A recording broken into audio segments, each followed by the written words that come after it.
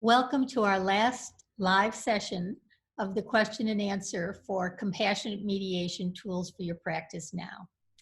And it's been my honor and my privilege and my joy to interact with you in the live sessions and online.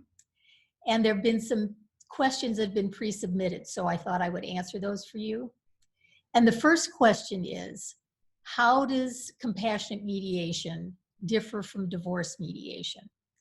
With the idea that Linda had asked about the compassionate mediation being a dual program. And she said in some states, they frown upon doing mediation and therapy. So I want to speak directly to that. Up until now, there has been nothing like compassionate mediation. If an individual or couple wanted to get divorced, they would hire an attorney. They would hire collaborative attorneys. They would go to divorce mediation and they would get divorced. And if they wanted to go to marriage counseling, they'd find a therapist or a counselor or clergy and get some counseling. And I found that after doing 30 years of working with individuals and couples, it's often not that clear cut because people have parts that are ambivalent about what they want to do.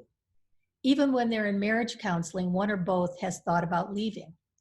But unless you address it, it just kind of is an exiled feeling that never gets noticed. And with that, the person that's harbored that thought can't fully be present because they're still considering what would be like if I ended this relationship. And when people get divorced, there are still times when they're wondering if it's the right thing to do. It's not always a linear process. There's a lot of regret or remorse or what ifs. But by then it's usually too late because the lawyers are involved, the process has started, everyone's been told, and it carries out the trajectory in that direction. So when you have marriage counseling and you have divorce mediation, they are two different skill sets. Compassionate mediation merges them together. And what that means is it's a process for resolving conflict. And it uses the therapeutic skills of internal family systems, the spiritual growth lessons I learned at the Chopra Center. It also includes, though, information about what a separation or divorce would look like. Because then, in the context of compassionate mediation, they can talk about it all. They don't have to pretend they have this part that hasn't thought of leaving, and they don't have to pretend in divorce that they don't have a part that wishes they could stay together. So what compassionate mediation does is empower you to empower them to talk about everything. And they truly can, even though they've thought of divorce, learn how to connect to their best self, let go of the limiting beliefs and judgments they took on with each other, unburden the pain from the past, and relate from their heart. And then when you teach them the miracle of empathy, where they use I messages and talk about their exiled feelings, not their judgment, when they do that, they can create a whole new relationship. And they often do. And you facilitated it. And I've often said, if we could just spare our children from the shrapnel of our animosity, there'd be a lot more happy families. So what this does, it teaches compassionate communication.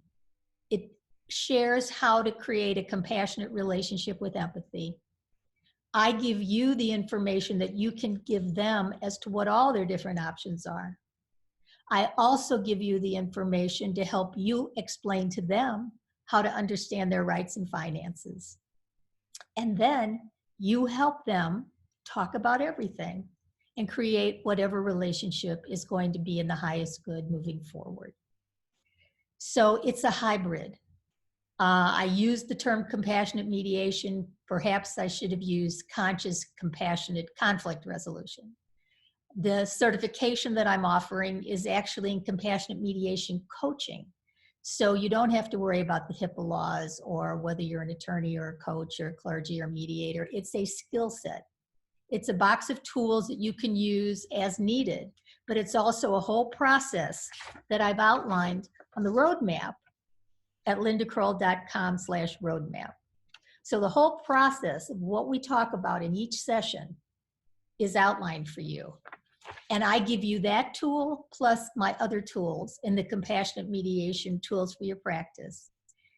And then I'd like to give you my whole process. I'd like to teach you everything that I do so that you can use it in your practice and take it wherever you want in the world.